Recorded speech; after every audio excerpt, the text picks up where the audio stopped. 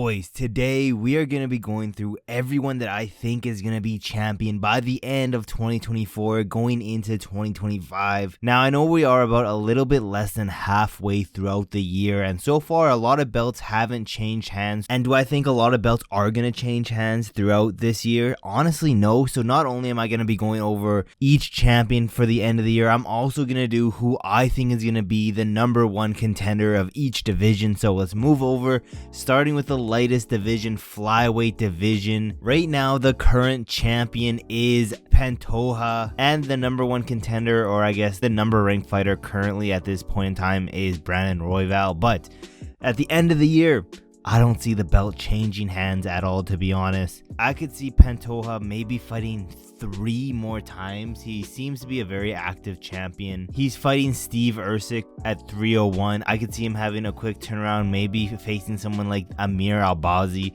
I think he'll get through both of these guys and still be champion by the end of the year. And with all that said, I think the number one contender in the flyweight division is going to be none other than Alex Perez. Okay, I'm fully joking. I don't think Perez is going to get anywhere near the title picture anytime soon or ever again, to be honest. But number one contender, I think, is going to be Muhammad Mokaev. I was going to put someone like a Manel Kape at the number one contender list and someone who I believe could beat Pantoja, but I don't know. Manel Kape is like trying to speedrun ruining his career. He's had so many different opportunities to get higher in the rankings, get a number one contender fight, and he's just fumbled every single one. So that's why I think Muhammad Mokaev is going to be that number one contender of that flyweight division. And I wouldn't be surprised if we see that fight, Mokaev versus Pantoja, somewhere around early 2025. Moving on to the Bantamweight division. Champion right now, of course, is Sean O'Malley. Number one contender by a mile is Merab. This is a very tough fight for O'Malley. Let's be realistic here. But with that being said, Merab does get touched a lot in his fights. I don't see a situation where Merab isn't the next fight for O'Malley. We will see a title fight of Sean O'Malley versus Merab sometime in the next few pay-per-views. I don't think this is going to be a fight we see later down the year. I think this is one where they're going to capitalize early, where they're going to set it up earlier rather than later. Who knows? If the UFC is trying to give Sean O'Malley a big platform, maybe they put it on that McGregor card. But like we know, O'Malley does get pay-per-view points because he is a champion now, and McGregor does sell a shit ton of pay-per-view, so who knows if the UFC really wants to be spending that extra amount of cash on O'Malley. But like I said, I could see this happening sooner rather than later. But with that being said, this might come off as a very hot take, but I do think O'Malley can get it done over Merab, and I do see O'Malley being champion by the end of 2024 going into 2025. That being said, I don't know how this division is going to move around. It seems like the UFC doesn't really want to give Corey Sandhagen a shot at the belt, trying to give him ranked. I don't even think he was ranked at the time, but right now, ranked number 9, Umar Nurmagomedov. I don't even know if that fight's going to happen, but I would love to see Sandhagen versus Figgy as the number one contender. That's what I have written down right now. Corey Sandhagen or Davison Figueiredo as the number one contender. You can't tell me that the UFC doesn't want someone like a Davison Figueiredo, someone who is a previous champion at flyweight, has a decent career, because in my opinion O'Malley can get it done over Figgy and just make O'Malley's resume even better. But yeah, I think O'Malley's going to stay champion for the rest of the year. Number one contender, Corey or Davison. Let's move over to the flyweight division. Ilia Topuria, champion currently. Number one contenders right now. It's kind of a mix-up between Volkanovski and Holloway, but let's just give it to Volkanovski. At this exact point, after UFC 300, I don't know if Volkanovski's the next fight for Topuria. They might just give it to Holloway. I don't know, to be honest. But if I had to guess, I would say that later down the year, unfortunately, Alexander Volkanovski will fight Topuria again, and I don't know, it's just so depressing because I don't see Volkanovski getting the belt back. Volkanovski at this current point is my favorite fighter on the roster, and it's sad to see. I would love for him to take like a tune-up fight against maybe like a Sterling and then come back, you know, pad his resume just a little bit more. But if there's anyone to dethrone Topuria, it is the GOAT, Alexander the Great Volkanovski. Do I see that happening? No, unfortunately, I see Volkanovski losing again 3 times in a row. It's honestly just mad depressing thinking about it, but regardless, I think Topuria will stay champion for the rest of the year. I don't see him fighting again after the Volkanovski fight for the rest of the year. And after that, that leaves none other than the number one contender being obviously Max Holloway. Max Holloway could get it done against Topuria. He has a really good base to actually get it done against Topuria. But yeah, not that much movement in the featherweight division in my opinion. Moving down, lightweight division. Right now, current champion obviously Islam Makhachev. Number one contender, I guess you can say, is Dustin Poirier because he is next for the title, but technically it's Arman, so we're just going to say number one contender currently is Arman. And right now, unfortunately, I see a lot of movement, not in a good way, in the lightweight division. So right now, we have 302 Islam versus Poirier. I do see Islam getting it done, and then after that, unfortunately, I do see Poirier, who is ranked number 4, retiring after that. Then obviously Arman is going to get his title shot next. So although I do think it's going to be a very competitive match, I do see Islam beating Arman to close out the year as champion. During all of that for the rest of the year, I would like to see Oliveira against someone maybe like a Gamrot, someone he hasn't fought yet. I would say someone like a Gaethje, but I don't see Gaethje coming back anytime soon, unfortunately.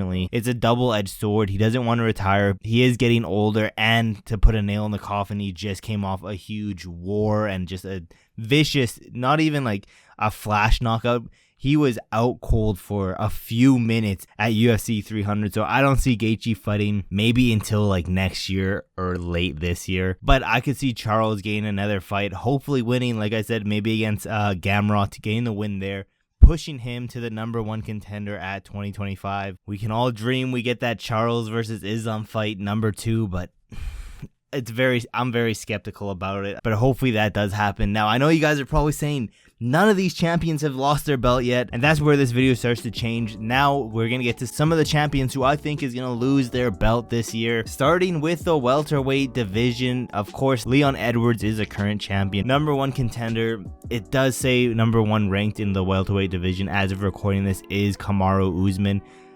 I'm going to say the number 1 contender is Bilal Muhammad. I see that fight happening within the next few pay-per-views, hopefully sometime soon, because I would like to see Leon fight at least twice this year. Hopefully his next fight with Bilal happens sometime soon. I see Edwards winning that fight. Then after that, I think his next fight is going to be Shakov Rakhmonov, and I think Rakhmonov is going to get the win over Leon, becoming the new welterweight champion to end off 2024. Then also moving into 2024, the number 1 contender I think is either going to be Leon Edwards, coming off that loss, because he would have had a few title defenses, but I think Ian Gary is going to fight Colby Covington sometime this year, is going to get the win, and they're going to do some stupidness and put Ian Gary number 1 contender, number 1 in the division for some stupid reason. I could 100% see whoever comes up with the rankings on the UFC website do that. So number 1 contender, I'm going to say, is either going to be Ian Gary or Leon Edwards, coming off a loss to Shafkat. But then let's move over to the middleweight division. This one, I could see having a bunch of movement, but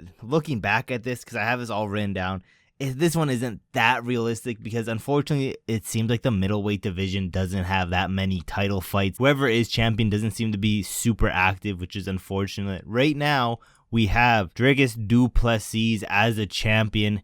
Number 1 contender, number 1 ranking so far is Sean Strickland. I think he's number 1 contender. People are saying Izzy is a number 1 contender. I think they're going to make Dricus versus Izzy next. I just have a feeling that, we're going to see Izzy knock this man out. Trust me, I don't want this. I'm not an Izzy fan, but I can see some stupidness happen where Izzy TKOs Dricus du Plessis, becomes a champion again.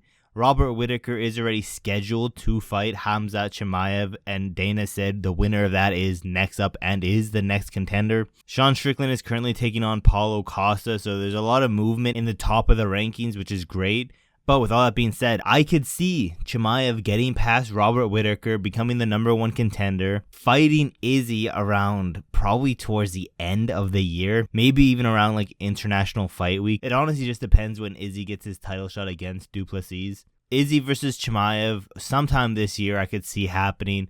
I could see Chimaev beating Izzy relatively easily. Again, this is all hindsight. We haven't even seen how he looks against Robert Whittaker, but if somehow he can make Robert Whittaker look easy, best believe I'm taking Chimaev every day of the week. With all of that being said, I think Chimaev will end the year out as the champion. This is very controversial. Just like I said, there's not that much movement in the middleweight division champion fight wise, but I can see a universe where Chimaev does get it done, finally becomes a champion. But as for the number one contender, I can see Izzy calling it quits after that, to be honest. What are they gonna do? Give him a next immediate title shot? I don't think so. I think he would have to rematch someone like a Strickland maybe. I don't know. There's not that many good fights for Izzy after that. I think personally he'll call it quits after, which means number one contender could be, depending on how active Sean Strickland is, it could be Sean Strickland, or what I think will most likely happen will be Dricus will be the number one contender. Right behind him will be Sean Strickland, and they will fight it out to be next up for the belt against Chimaev. But let's move over. Light heavyweight division. Although yes, we just saw Pereira fight not too long ago, I don't think he's going to be on 301. They haven't announced anything of him being on 301. And unfortunately, I don't think he's going to fight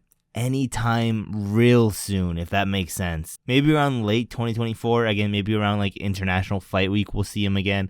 Then I think he'll take on Ankalaev, obviously, but at this point, I don't even know, because Magomed has been offered Pereira, I think 3 or at least 2 times. For sure offered it at 300. Pretty sure he was offered it at 301, which he declined again. So we already know Dana doesn't like it when fighters turn down title shots, but Dricus did do that and still got a title shot right after. So who knows? More likely than not, we will see Pereira versus Ankalaev. And after the performance at UFC 300, Pereira is him, to be honest. So I can see, at least in this timeline, Alex Pereira gets it done over Ankalaev. And I don't see him fighting 2 more times this year. I think it's going to be 1 more time in 2024. So he will end out 2024 as champion, as number one contender. Like I said, I believe right now Ankalaev is the number one contender, but I think a lot of moving pieces are gonna happen. I think Yuri is gonna fight someone maybe like a Błachowicz. Jamal Hill is currently scheduled to fight Khalil Roundtree. I can see the number one contender consisting of Yuri Prochazka, Jamal Hill, or Jan Błachowicz. I can see them being matched up against each other some way, some form, and whoever is the winner out of all that will most likely be the number one contender. To put it more simple, let's just say Yuri will be the number one contender going into 2025, because me personally, I think that will be the more fun fight out of those 3. But let's move down. Heavyweight division. Currently, Jon Jones is a champion. That man needs to get stripped. The number one contender right now, even though I don't even think he's officially ranked in the UFC, is Stipe Miocic, which is honestly pretty stupid in my opinion. Realistically, the number one contender, and at this point the real champion, is Tom Aspinall. But unfortunately, I don't know why we're being so nice to Jon Jones when realistically he's caused a stupid amount of headache for the UFC. But heavyweight division is stupid right now. Champion is Jon Jones. He's gonna fight once this year versus Stipe Miocic. Then he's gonna be a little bitch about it and probably hold up the division a little bit longer, deciding if he wants to fight Tom Aspinall. So yes, unfortunately, I do see Jon Jones not retiring after fighting Stipe Miocic, but holding up the division even longer, being the champ in the beginning of 2025, and still number one contender is gonna be Tom Aspinall, and Jon Jones is gonna waste even more of our time. I can already see this happening. Honestly, just a shit show all around. But let's quickly go through some of the women's division real quickly. Right now, women's strawweight division. Current champion is Zhang Weili, just beat Yan Xiaonan. I don't see Weili fighting that many more times this year. Honestly, I just see her fighting 1 more time as a champion this year, because I think she's going to take on Tatiana Suarez, who is currently the number one contender in the strawweight division. And I think Tatiana Suarez has what it takes to beat Zhang Weili. And with that being said, I think Tatiana Suarez will get maybe it won't be like an upset after Weili's performance at 300. Maybe it'll be around like a pick'em, but I can see Tatiana taking the belt off Weili to end out the year as champion. And because Weili has been a decent champion, back-to-back champion for a good portion of her career, she's going to be the number one contender moving into 2025. Next up, women's flyweight division. We have currently Alexa Grasso, number one contender, obviously Valentina Shevchenko. They are filming The Ultimate Fighter as these two as the coaches, and the champion is only going to fight 1 time this year. And I think Grasso will again beat Valentina,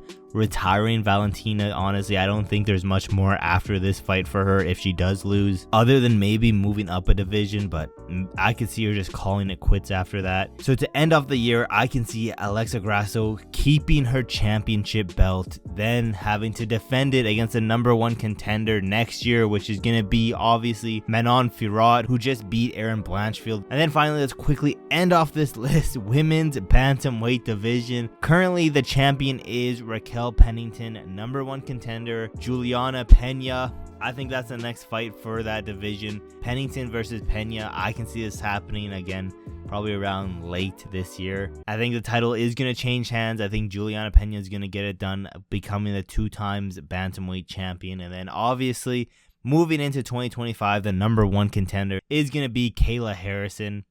A lot of people are saying, let's just skip Juliana Pena and put Kayla Harrison in for the title shot right away. But we have to remember, Juliana Pena is pretty close to Dana White. They are quite friendly to each other, so Pena is getting that next title shot. But don't get me wrong, the first title defense of Juliana Pena's career as a 2-time champion is going to be against Kayla Harrison. You can mark that down as pretty much a fact. And yeah, a decent amount of these champions, in my opinion, are going to lose their belt this year. But you guys have to let me know in the comments below. Do you think I got some wrong? Do you think some are going to retain their belt? Or are some going to lose their belt that I'm predicting that are going to keep their belt? I could realistically see O'Malley losing his belt. But at the end of the day, having O'Malley as champion is just better for the UFC and just better all around. So that's why I have him keeping his belt. But other than that, I feel like this is a pretty solid list. You guys have to let me know in the comments below, what do you guys think? Thank you guys so much for watching to the end of the video. Don't forget to like, subscribe, and turn on those post notifications so you never miss any of my newest videos. And yeah,